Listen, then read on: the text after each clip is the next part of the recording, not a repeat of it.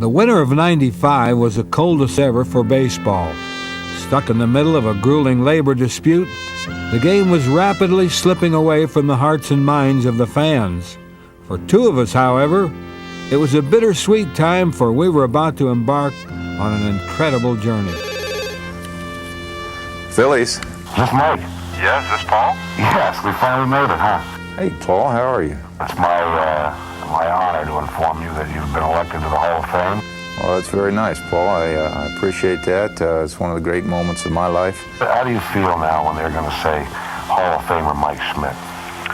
Well, it gives you a little tingle. And I think as we get closer to the ceremony in Cooperstown, the tingles will turn to, anxiety and nervousness and, all those things you get at real special moments in your life. Mike Schmidt was elected to the Hall of Fame his first year of eligibility. For me, it was almost a 30-year wait. After getting the call from Cooperstown, I quickly made some calls on my own, and the first one could only be to my mother, Genevieve Toots Ashburn, back in Tilden, Nebraska. I wasn't worried about me dying, I was worried about you dying. In my 50th year of professional ball, it happened this year. And of course, it'll be nice to go in with Michael Jack, who I saw play every game he played in a Phillies uniform. I'm not so sure he was awake during every game. Very funny, Schmitty. I'll see you in Cooperstown. Do we have to treat you any differently now? Yeah, a lot of respect, a little respect. Silver and Bronze, the 1995 Phillies home companion. I'm your host, Rich Ashburn.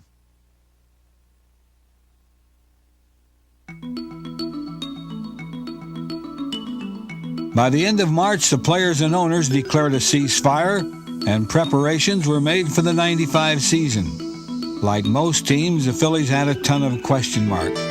Who's healthy? What's the chemistry like? How will the fans respond to this mess? Who will make up the starting rotation? In search of answers, my good friend and colleague, Chris Wheeler, went right to the skipper, Jim Fregosi. You had a little talk with the news media, and you went over your starting rotation for the season. What's it going to be? Yeah, we do have one. Don't do that! One of the big questions in the spring was how all-star free agent Greg Jeffries would fit in with the ball club. I asked a few fellas to describe their initial impression in one word. Obnoxious. He's very obnoxious. Am I going to have to kill these guys without even hearing the answer? These are good. Caramel and peanut egg. I've had these. My wife got me one of these. While you're filming this, I just want to put it on record. Hey, man. He's a Wow. I didn't like him when he was with the Mets or the Cardinals. And now, he's over here, so. I hate this team. These guys are idiots. All of them. He was going to fit in just fine with this bunch. And back here in Clearwater with Phillies manager Jim Fregosi on the Jim Fregosi Show. Well, are you going to do this show or not? Would you stop horsing around? Lee Thomas had the tough task of filling the holes in the roster so the Phils could contend. And in his usual style, he found a group of tough veteran gamers. Guys like Charlie Hayes, Mariano Duncan, Dave Gallagher, Lenny Webster, and Gary Varsho. Guys who know how to play and have fun. My man.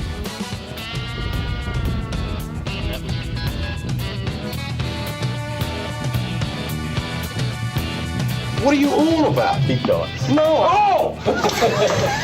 In getting ready for the season, it's not only important to have your baseball skills in order, it's also important to have the proper look. Mariano Duncan and the boys were busy putting the last-minute trimming on the spring. Come on, Higley. Not in time. You ought to get out of there. Hey, get out. Bro, I'm from the city, I know what's up. Well, you don't know what's going on, boy. I got you, bro, I got you. Where you from, Connecticut? Someplace like that? Meanwhile, in another part of the clubhouse, a group of younger players were making their own fashion statement. Jeff is also a member of the tattoo squad this year on the Phillies team. Jeff, why don't you turn around and show him your tattoo down there?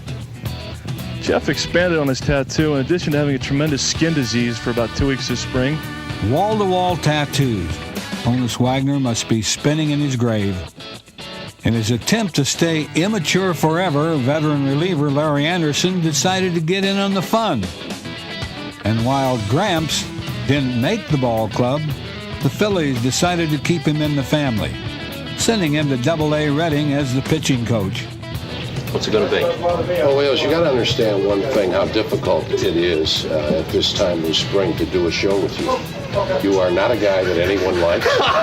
You are not involved with this club, but you always try to get information out of us. In the shortened spring, the team had to cram in as much baseball as possible. There was no time to look at prospects or bring people along slowly. The bad news came early as Tommy Green and Bobby Munoz were lost indefinitely. That's 2/5 of the projected starting rotation gone before the start of the season.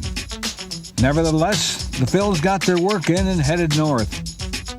A quick stop in Baltimore revealed a glance into the future. Ground ball towards the middle, Ripken to his left. Then it was back home as Cal Ripken paid a visit to the vet on his way to Cooperstown.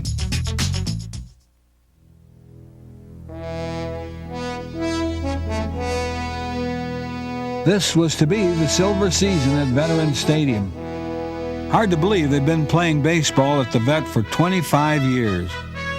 Seems like yesterday when a nervous rookie broadcaster took to the microphone to welcome the sellout crowd. Ladies and gentlemen, good afternoon. Welcome to New Veterans Stadium at opening day. Meanwhile, in the dugout that cold afternoon, another young man had his mind set on making history. Leading off at shortstop, Larry Bowa. The thing about that is I was thinking about that the whole time down in Florida. I knew I was going to hit in the first inning, and I said, I hope nobody gets hit from Montreal. Nobody did get a hit, so I was the first guy up. And Bill Stoneman, I'm ready to throw me a curveball. Now the first hit, Veterans Stadium, and it goes justifiably to Larry Bowa.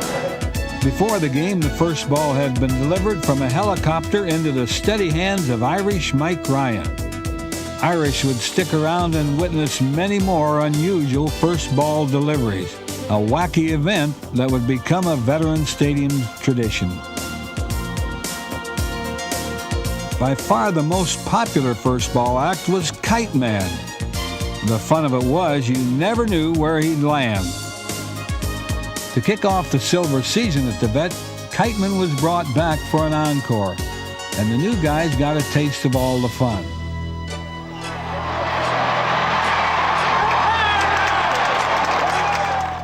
Just for good measure, they decided to test Mike Ryan again, and of course Irish was steady as ever.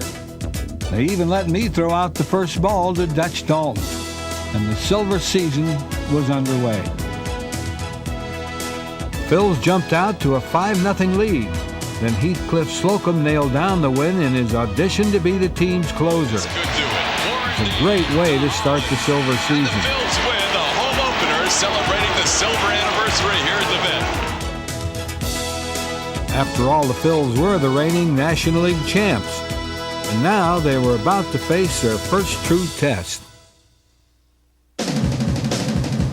It was a 4-game series against the tough Atlanta Braves, and the Phillies wanted to prove who was tougher.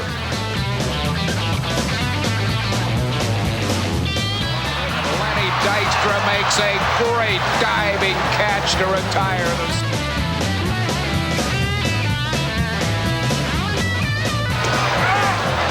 Third strike, this game is over.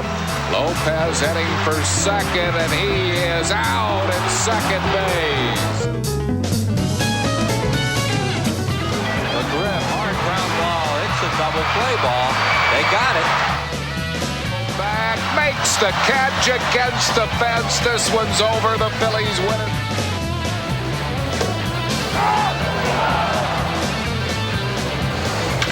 Line drive into right field, a base hit, 1 run scores, here comes another run, Phillies lead 5-4 on a bases loaded 2-out single by Gary Varsho.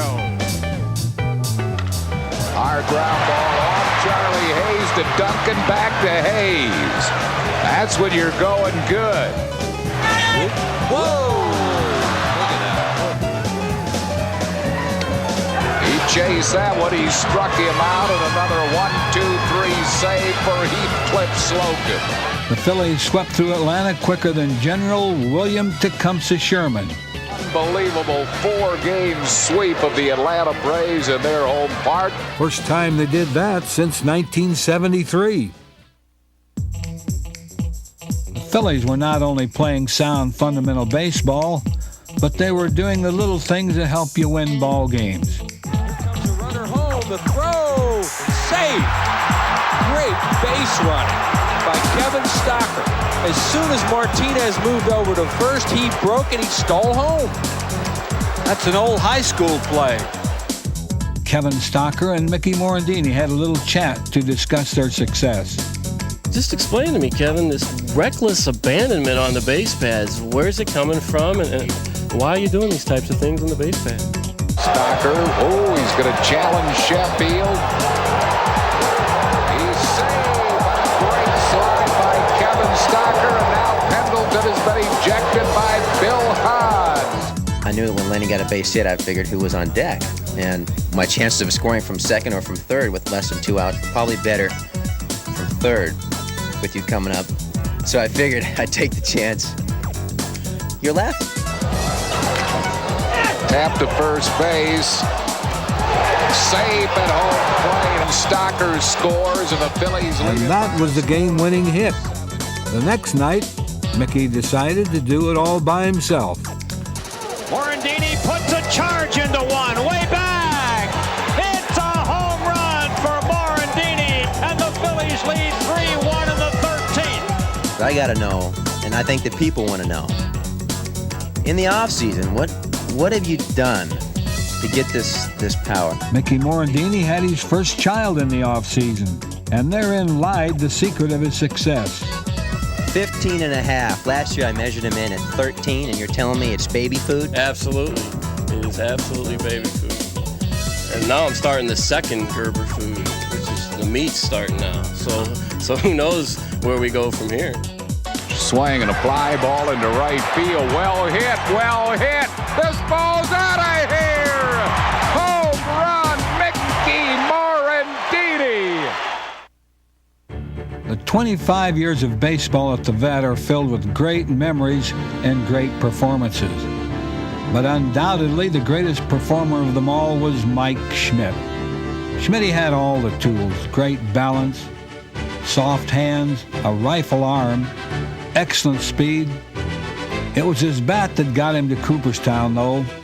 For more than 15 years, he terrorized opposing pitchers with his power and opposing managers with his consistency. You talk about memories. Many a fan can still see the high arc of a Mike Schmidt blast go deep into the Vet seats, accompanied by the timeless voice of Harry Kellis. Line drive to deep left. This ball is out of here.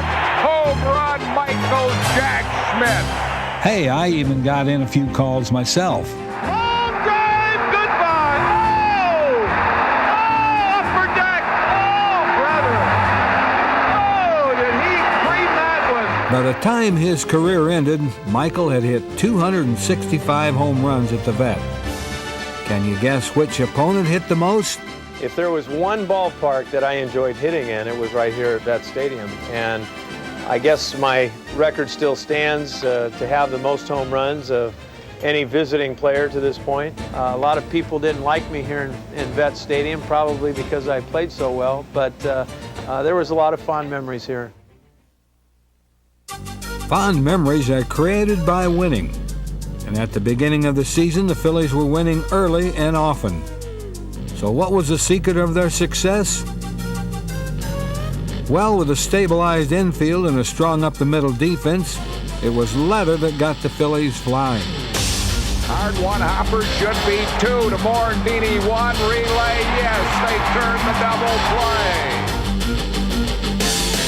Here's a hard ground ball stopped by Charlie Hayes. Picks himself up, throws to first. He got him. Bouncing ball, shortstop. They'll get the out at second. They'll get the out at first. A double play.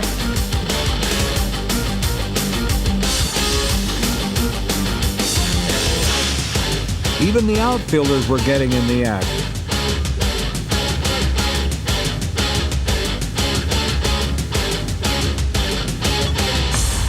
your pitchers have confidence in the defense, they become more aggressive, and good things can happen.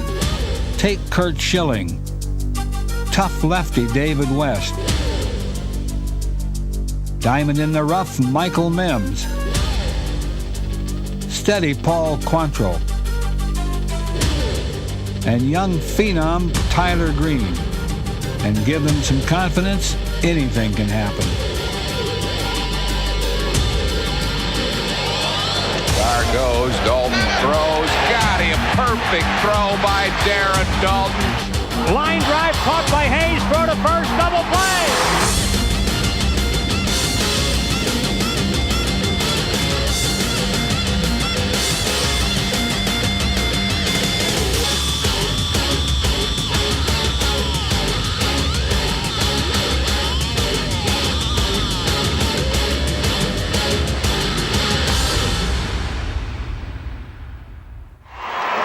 This is what you look for in a catcher. This guy right here. He's tough.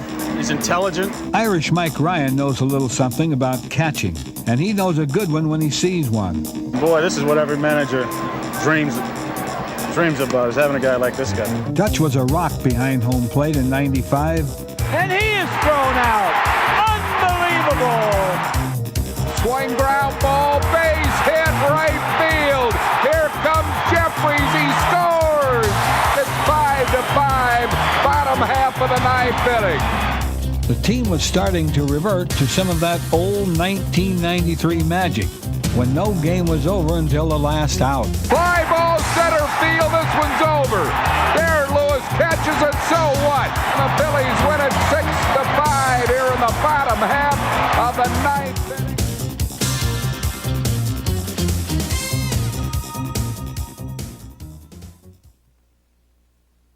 He's the sexiest closer in the game. It seems that whenever Lee Thomas needs a closer, he finds one. This year's unlikely hero was Heathcliff Slocum, a guy who had been bouncing around various bullpens for years. By the end of May, he was leading the league in saves and was named Pitcher of the Month. ESPN even chose him to do their Plays of the Week segment. You guys need a host for Plays of the Week? Jeez, do I have to save everybody's butt this year?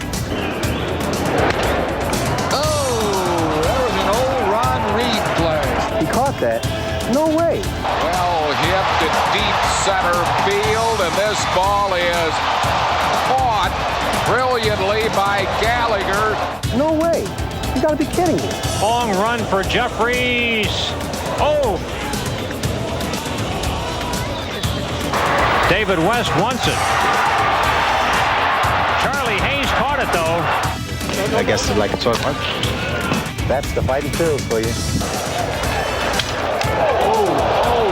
That hit Charlton right in the face. He is down. Right in the forehead. How do you spell the lead? Just watch. Swing and a miss. Struck him out. Struck him out. Swing and a miss. Maybe I'll help an old lady across the street. See ya. As good as the Phillies bullpen was, sometimes a day off is in order. On May 26, Michael Mims threw the team's first complete game of the year. A complete game, 2-hit shutout by rookie Michael Mims. And the Phils win 2-0. The next night, it was Charlie Hayes to the rescue. Line smash, center field, the ball game over. Charlie's glove had helped to stabilize the infield, but his bat was helping out too. And then there was Tyler Green. On May 30th, he dominated the Dodgers. Tyler Green has pitched his first major league shutout as the Phils down the Dodgers 5-0 here at Veterans Stadium. June 1st was a beautiful sunny day in South Philadelphia. A perfect day for baseball and a perfect day for the Phillies to make history. Ball, line drive off the glove of Dunston. Jeffries scores. Rounding third, Hollins, he scores. Phillies lead 5-3 on a bases. 2 pitch, bouncing ball. Duncan has it. Oh, he drops it, but it drops right to Stocker for a 4-shot bullet to end the ball game. Baseball gods must love the fight. And the Phillies now have established an all-time National League record, going the most games at the beginning of a season without losing 2 in a row. That's a remarkable achievement for a team that so many questioned in the spring, and a very bright moment in the long history of Veterans Stadium. Let's look back on a little of that history. 1972 was a dismal year at the Vet, except for every fourth day when Steve Carlton turned in the most remarkable virtuoso pitching performance I've ever seen. On a bad ball club, he won 27 games of the team's 59 wins. Incredible. In 72, I really thrived on all the work. I was in a tremendous groove. I was so incredibly focused mentally. I was just so entrenched. Never looked at the hitter, I was wired. The team rallied and played such a wonderful game of defense, and we made the best of the situation. It had a limited ability at that time, The stadium had its first hero and a small glimmer of the good times to come. 74 brought the arrival of a fresh-faced young man named Dave Cash, who brought a hot bat and a winning attitude. Yes, we can, he preached, and we believe. The Vet was getting to be a fun place to spend a summer night. 1975 saw the return of an old warrior. Dick Allen, who left the town under a dark cloud in the 60s, was lured out of retirement to help the team turn the corner. He was worried about the fans' response until his first at-bat.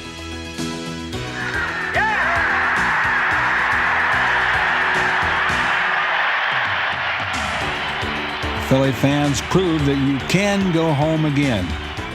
And in 76, they were rewarded with the team's first postseason appearance since my Whiz Kids in 1950. It was a true South Philly love-in.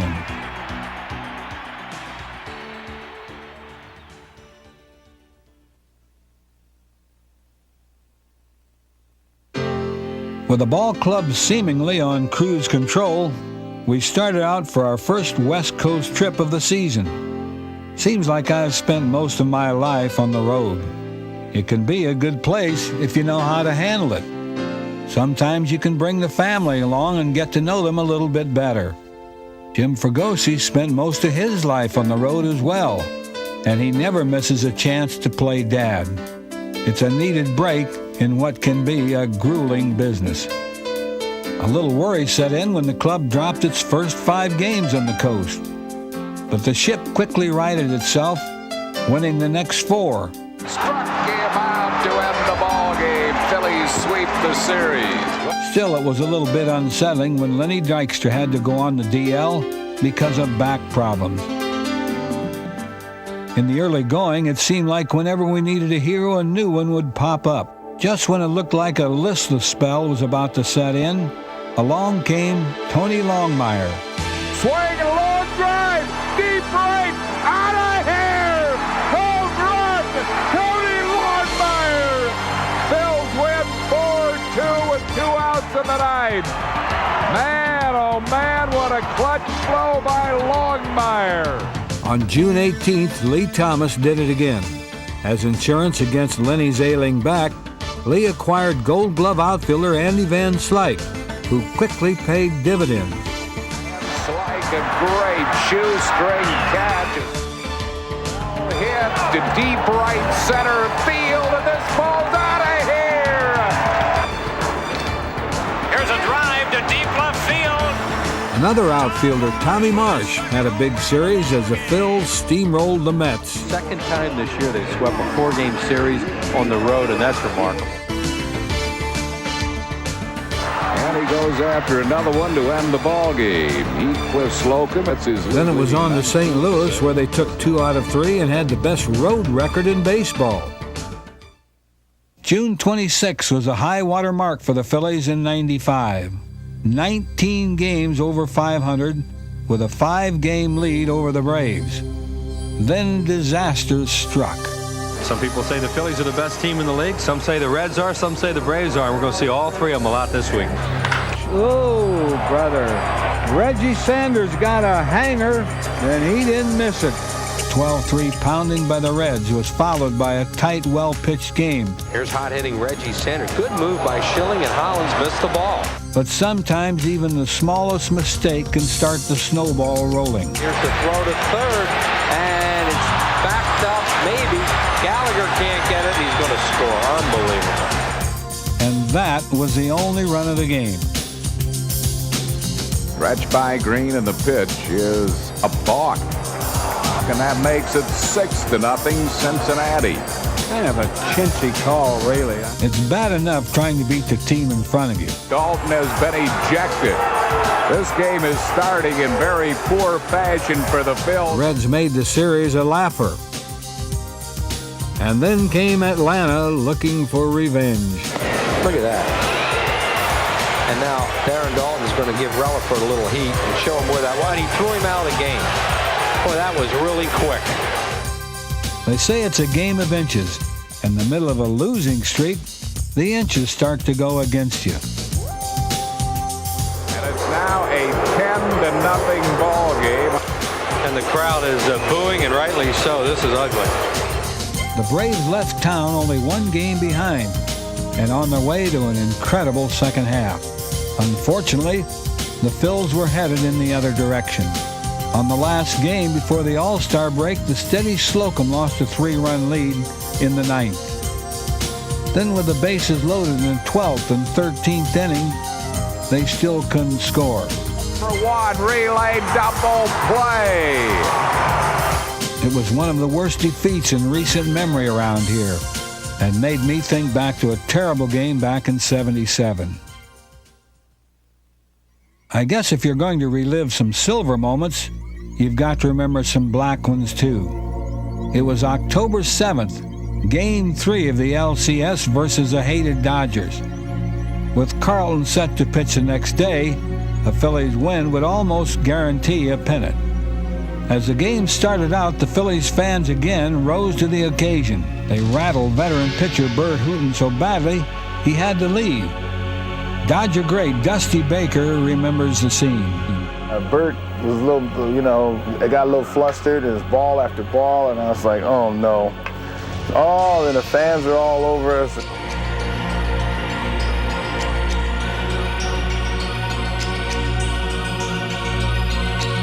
The Phils and Dodgers always played each other tough, and this game was no different. But with a 2-run lead with 2 outs in the 9th, it looked like money in the bank for the Phillies. All Philadelphia held its breath. Somewhere the gods of fate were laughing as Luzinski's throw bounced away from Sizemore. The tying run moved to third. Lope's screamer kicked off Schmidt's glove to a startled Larry Boa. The season's most crucial play had gone against Philadelphia. Funny how two old foes remember things so differently. Davey Lopes was out at first. Davey Lopes, I don't know about that. I thought he beat you by a stride. That was the bleakest night in vet history. The next day, the game was played in a steady rain. With their spirits shattered, the pennant washed away. Oh well, on to better things. Lenny Dykstra was voted by the fans to start in his 3rd All-Star game. Most appearances by a Phillies outfielder in All-Star games. 4 by my partner and Greg Luzinski. It was a real privilege to start in those days. All I had to beat out was Willie Mays and Duke Snyder. Brings back some nice memories of my own. American League is up on the 2nd inning. Score tied at 1-1. Chico Carrasquel is back. Ferris Spain is on 3rd as Robin Roberts pitches. Ball drops into short center field. Richie Ashburn scoops it up. He rifles it into Campanella, and Ferris Spain is out at the plate. In 1976, the Vet hosted the All-Star game, and Philadelphia really showed its colors. The Phillies put 5 players on the squad that was to face Detroit's rookie phenom, Mark the Bird Fidrich. The Nationals weren't too intimidated by the Bird's antics. I remember Pete Rose coming up to me and saying, I hope he doesn't talk to that ball when I hit, because I'm starting this game off with a base hit. And it was unbelievable.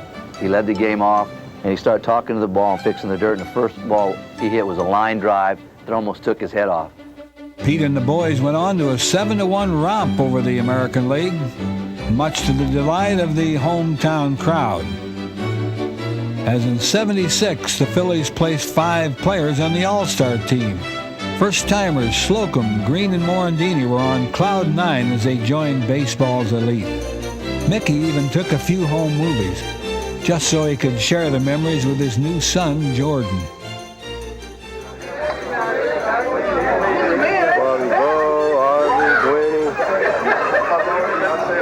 There's the phenom, right there. Okay, good. Thank you. The All-Star Game is a 2-day whirlwind for the players. It's a chance to observe up close the guys you're trying to beat all year. Walk in the locker room and see all these guys, you know, that you've been watching on TV for so long. And, you know, I said before, it felt like I was playing Nintendo. These are all the guys that were on my Nintendo baseball team, and all of a sudden I'm in the same room playing with them. Nintendo, cellular phones, the game's changed, Harry. By the time the game was over, all the Phillies had played well. Slocum even got the win.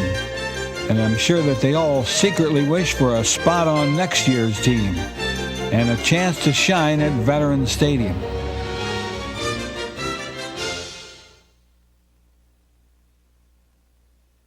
The All-Star break is usually a time to regroup, a chance to catch your breath, but the Phillies couldn't seem to take in enough air.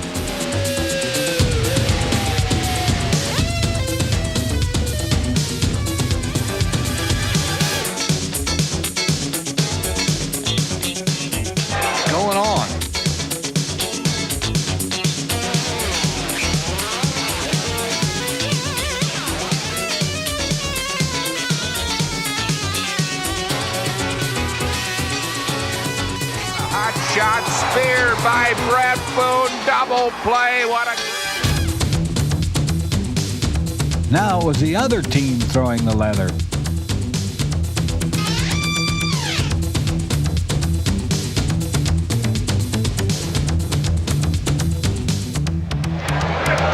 Caught by Lemke. The free fall continued, and by July 20th, they had lost 18 out of 22. I don't know what's worse, the way the team played or this god-awful music.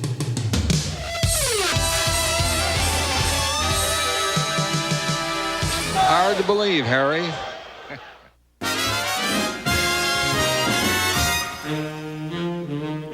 Now that's more like it. The Phillies decided to hold a night for me before the Hall of Fame ceremonies, but since I don't particularly care to talk about myself, I'll let someone else do it. Well, let me tell you something about Whitey Ashburn. He was the best. I pitched against the Phillies a lot of times, and he was 3 for 4 off me a lot of times, but he had such back control that you could end up playing 4 guys on the left-hand side of the infield, and he'd get it through there somehow. He was great. He could run, steal a base. He was a hell of a ball player. He was baseball's quintessential leadoff man. His career on-base percentage of .396 was 20 points higher than that of Pete Rose. Whitey was one of baseball's all-time great competitors.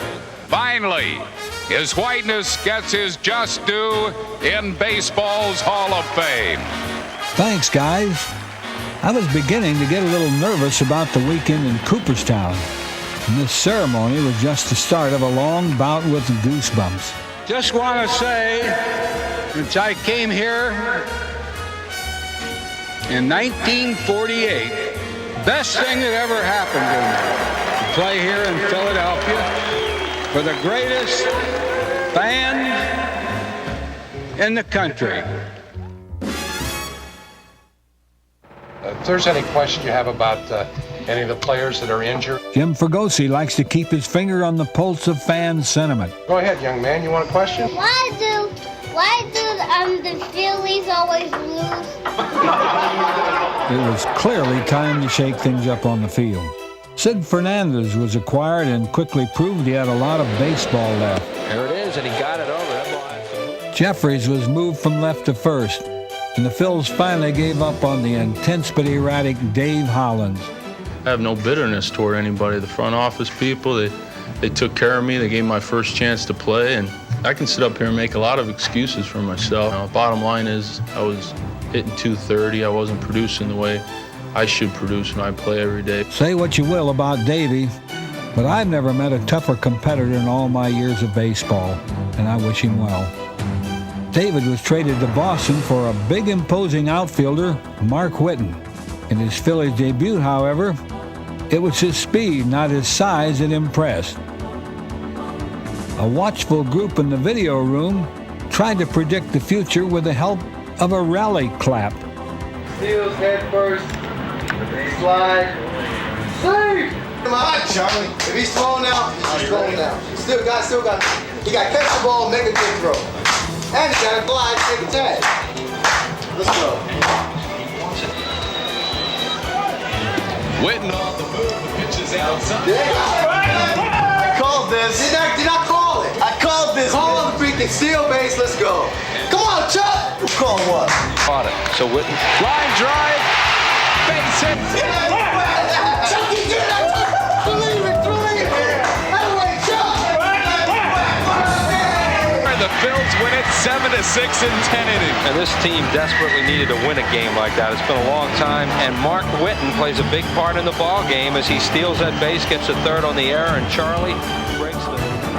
Still on the base. I called it. That small group in the video room was a trio that made up one of the toughest bullpens in baseball. While Slocum spent much of the season leading the league in saves, it would have been difficult without the help of the setup men, rookies Toby Borland and Ricky Bottalico. These two came at you from all angles, with all kinds of nasty stuff. Going into the future, this area of the ball club seemed secure.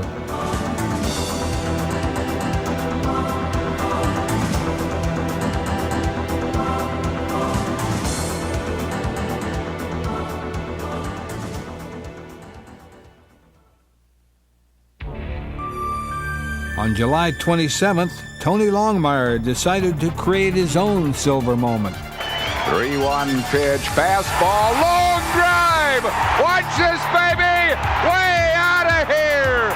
Into the upper deck. He hit that ball into the upper deck left-handed off a left-hander. And Tony Longmire has put the Phillies in front 6-4 with his third pinch hit home run of the year. That's a scary home run, folks. And wouldn't you know it, he was hurt a few days later and would miss the rest of the year. By the time of the ALS auction, the season was already over for Lenny Dykstra, Curt Schilling, David West, and Bobby Munoz, all huge players in the Phils' preseason plans. At that point, however, my mind was on a small town in upstate New York and a rendezvous with my past.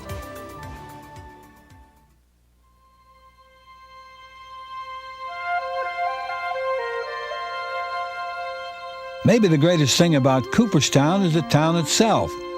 An absolutely beautiful place. Real Norman Rockwell stuff, kind of what the ideal picture of small-town America should be. Next to Tilden, Nebraska, that is. It put us up in a gorgeous old hotel called the Otis Saga, host to all the Hall of Famers for the past 60 years. Boy, if the walls of that place could talk. Then they let us play golf on a beautiful course next to the lake. The whole weekend you get treated like royalty. The other Hall of Famers were really great to me. Then there's a museum, the hall itself, where you can spend days reliving baseball memories. What a place.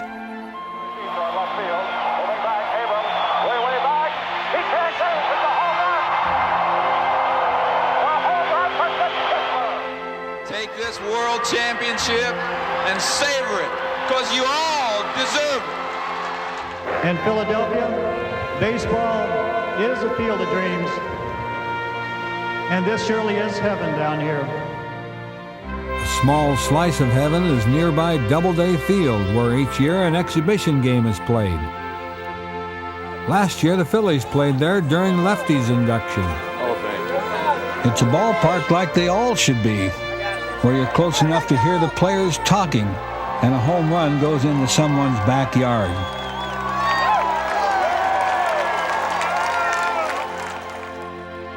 This year, Bill Giles hosted a Hall of Fame party. Really quite special. You make so many friends in baseball, but it's rare to get them all together in one place. Thanks, Bill. If I'll ever forget this. Well really. deserved.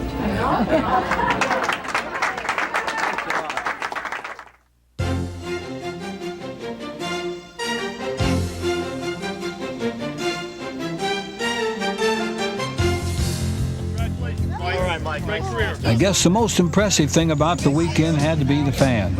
Everywhere we looked was red. Record numbers of buses flooded into this small town, and the Hall of Fame Museum had its best day ever. George Grand, the MC for the ceremony, hit it right on the head. Now I know what Moses looked like when he looked at the Red Sea. This is a Philadelphia crowd today. It was a breathtaking sight, and believe me, sitting on that stage, I was more than a little nervous. One of the most popular athletes in the history of Philadelphia, Richie Ashburn. But when I got up to speak, it just felt right. Kind of like I was just chatting with 30,000 of my best friends. Can't believe the number of people here today. Happy to see it.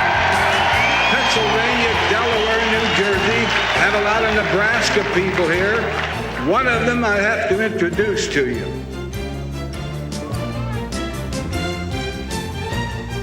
Mom? 91-year-old mother. I didn't have a prepared speech.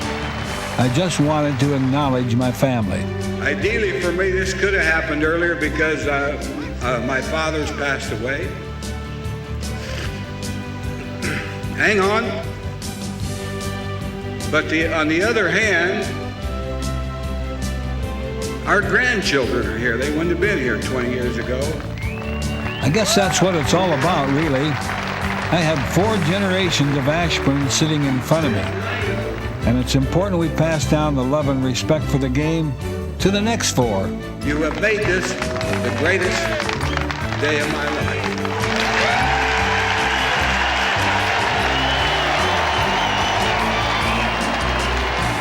Schmitty's turn was next, and the crowd really responded. Michael prepared his speech with the same intensity in which he played, all out. He credited everyone who ever helped him and made a ton of suggestions about how to save the game. His delivery was as spellbinding as a Sunday preacher. But the true moment of joy for me was when he finally made his peace with the Phillies fans.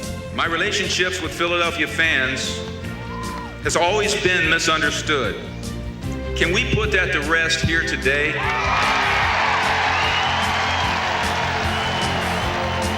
Nice going, Michael. They love you after all. Standing on that podium with Mike, holding that bronze plaque, was one of the greatest moments of my life. Don't need to say much more.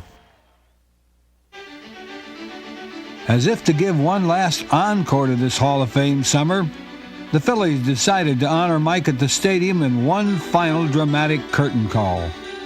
Richie and I will never forget the sight of some 30,000 Philadelphia sports fans spread across that meadow on that beautiful Sunday afternoon.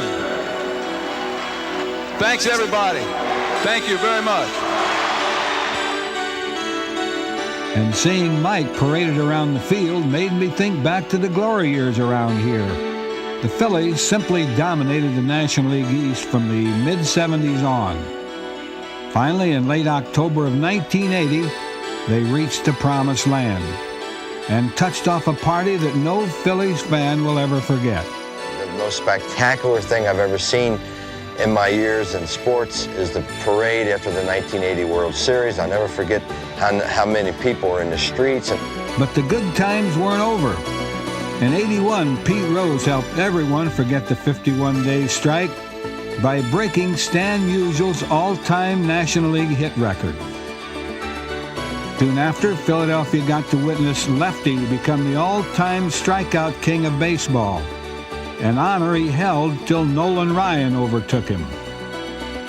Then in 1983, the Phillies finally got their revenge against the Dodgers. Gary Matthews' torrid bat took apart the Dodger Blue Bloods, as the Phils won their second pennant in 4 years.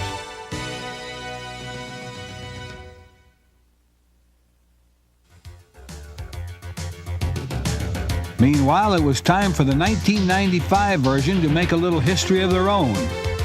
Trailing the Astros in the new wild card format by 6 games, the team was about to begin a long homestand against the West Coast teams. It would be a homestand for the books.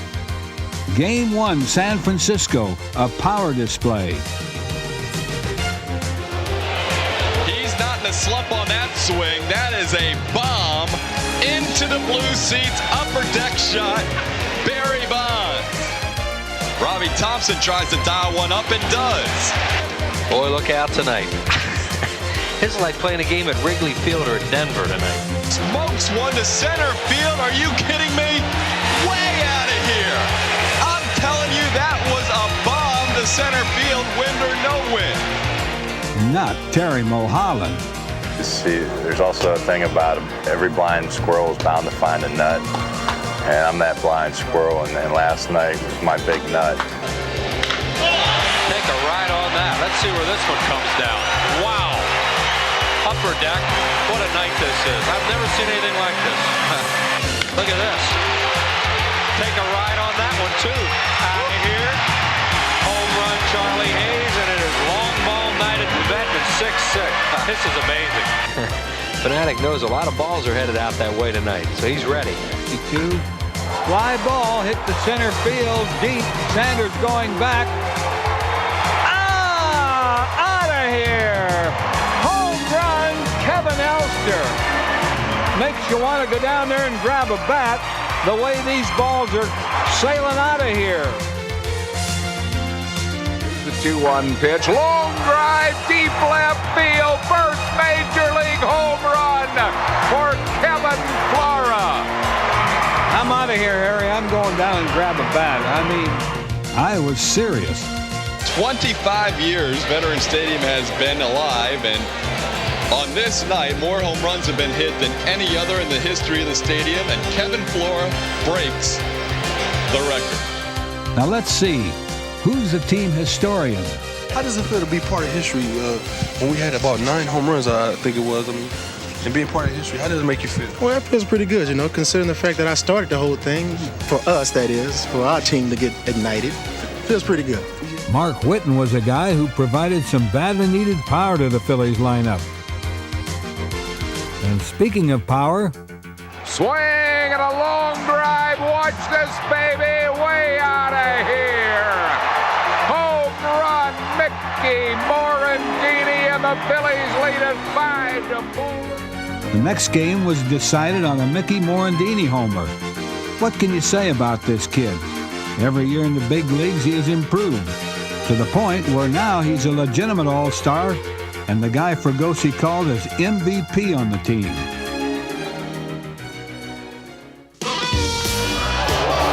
Picks on the first pitch and drives it right on. Oh, whoa, take a ride on that one. Wow, upper deck. Sunday's game was a real barn burner, crackling with excitement. He tops it off the plate. Charlie Hayes charges throw. Charlie Hayes, a magnificent play. Everybody wants to be a broadcaster. Speared by Matt Williams, a screaming line drive and a double play. Guys had been getting on Jeffries all year about his antics after making an out. Sure. Natural state of being after you make an out. Woohoo! Yeah! They now I love it! Is how you have the ability to pull these antics out on the field, and sometimes it looks like you're upset, but we know you're really not. Well, I think the play you're talking about was a line drive I hit the mat. Yes, it was. I jumped up because I was so excited about the play he made. I was so happy he came back in the lineup, that I was so ecstatic that here's a Gold Glove guy. Everyone wanted to see him make a great play, and he did. And I was just jumping up and down because I was happy for him to make that great play. Okay, we have further footage of that. And suddenly, more power from unexpected sources. Kevin Jordan's first major league home run. Well hit, fair foul. It is a fair ball. Out of here, home run, Kevin Flora. Well hit to deep right. It's got a chance.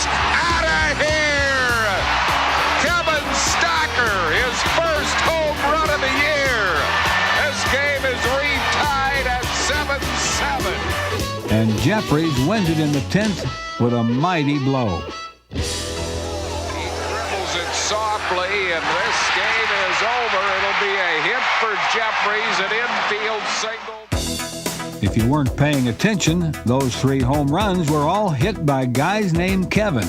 My name is Kevin Stocker. I'm speaking with Kevin Flora, Kevin Jordan. When I got up to read the paper today, on the front page of the paper, Kevin Flora's picture was on the paper. So I thought, oh, that's kind of nice for him. Well, when I got to the back page of the paper, well, there was Kevin Flora again. I figured, man, this guy, who's he paying off? Well, then I opened it up, and there he is again. So I want to know how you guys felt when you saw me hit my home run. Sure. There it is, folks. They loved it. They loved the great home. Goodbye, everybody. Now the Phils were on a roll. Sid Fernandez pitched a gem against the Padres on his way to becoming Pitcher of the Month in August. That gave the Phillies 2 of the 5 Pitchers of the Month for the year. Amazing. Next, it was Jim Eisenreich's turn to shine. Big around here. Jim Eisenreich, maybe you've heard him, folk hero of the Phillies, big man on campus. Tell me, Jim, what's it like to have the reaction of those fans every single time you come up to the plate? Jim Eisenreich, what's that like? Pretty awesome. You know, it feels like I got to hit a home run every time I get up there. 1 pitch, swing and a well-hit ball. This might be a slam. It is. Grand slam, home run, Jim Eisenreich. Here's a guy that's a true folk hero in this city, admired for his quiet approach to the game and respected for his conquering of Tourette's syndrome. Izzy is one of the best loved athletes in Philadelphia.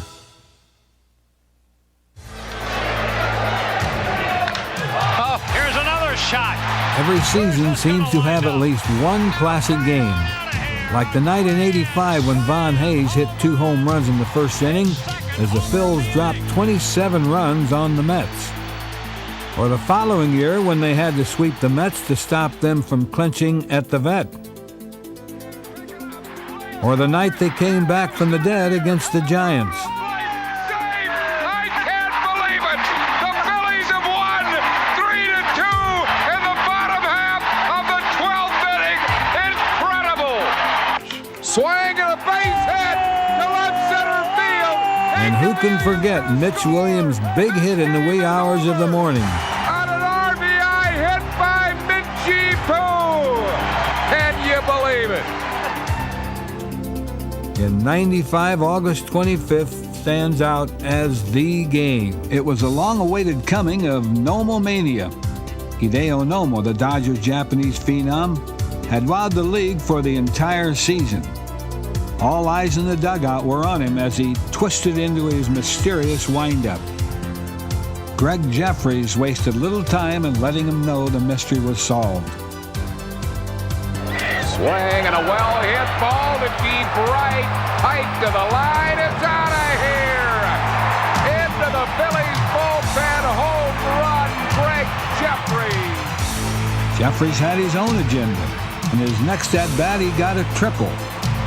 Jeffries goes into third, 4-0 Phillies.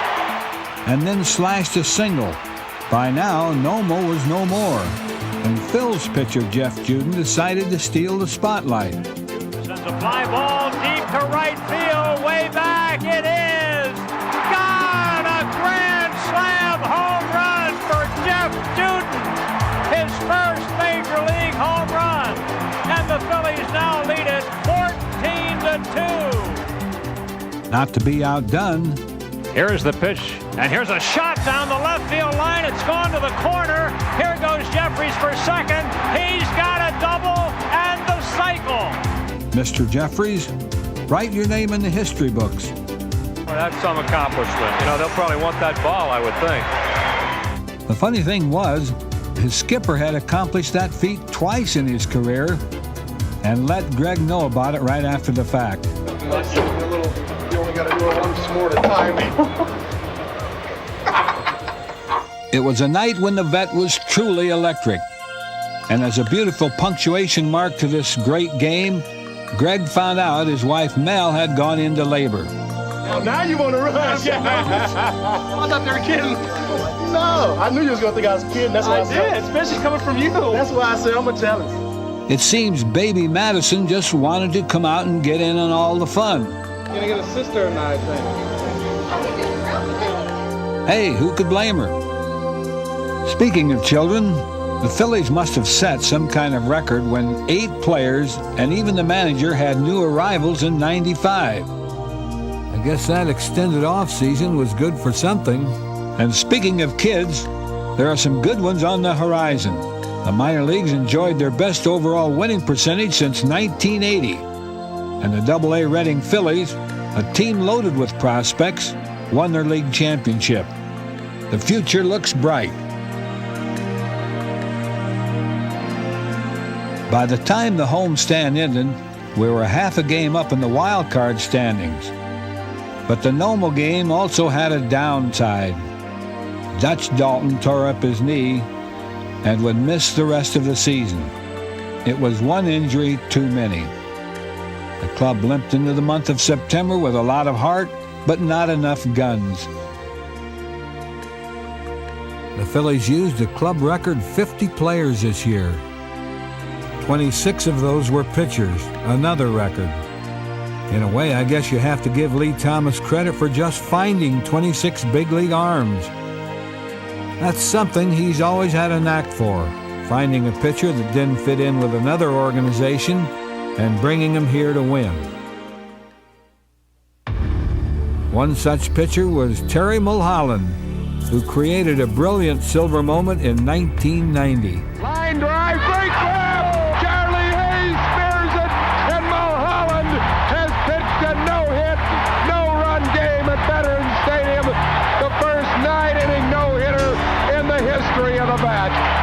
Oh, it was awesome. Going out on the field and the number of people who were still in the stadium, still, you know, it was almost like they were looking for more, wanting more. And you don't get that often in a lifetime. That was an awesome night, Terry. It seemed like the start of another great era at the Vet, as the next year the fans witnessed an exciting winning streak that vaulted the team back to respectability. 1-2 pitch, curveball hit on the ground. Great grab, Charlie Hayes bounces the throw. He got him, and the Phillies have won 13 in a row. The lucky 13. It all came together in '93 when a rowdy gang of veteran throwbacks brought the pennant back home. Swing and a miss, struck him out.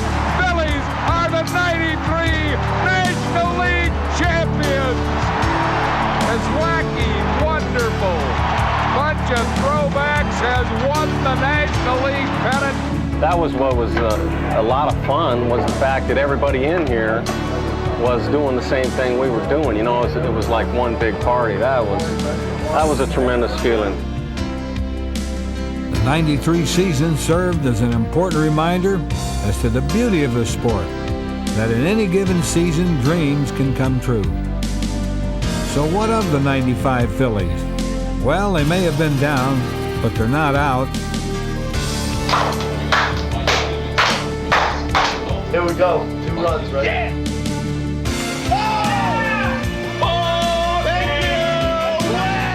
As long as there's still a lot of little boy left in the players, there will always be more silver moments on the horizon. The team still has a solid veteran nucleus, a fine defense, and strong young bullpen. And we're just around the corner from getting help from the minors. With a few breaks, maybe next year we can get off to a strong start and sustain it. But more importantly, it's time to give the game back to the fan. I know of no other organization in baseball that is more fan-friendly than the Phillies. And the reason is simple. Through thick and thin, the fans have always been there. They were there at Cooperstown, and they've been there for the last 25 years. The players know it, and management knows it. Phillies fans are the best in the game. Baseball will survive these tough times. The game's just too good. And I know that the next 25 years of baseball in Philadelphia will be even better than the last.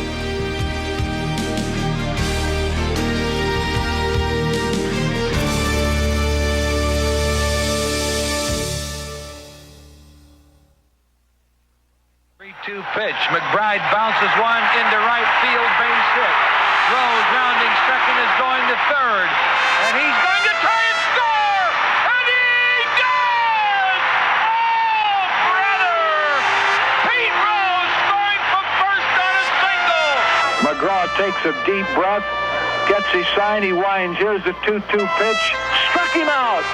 Struck him out, and that's the ball game. The Phillies win it 3-2 in 10 innings. And they are in first place in National League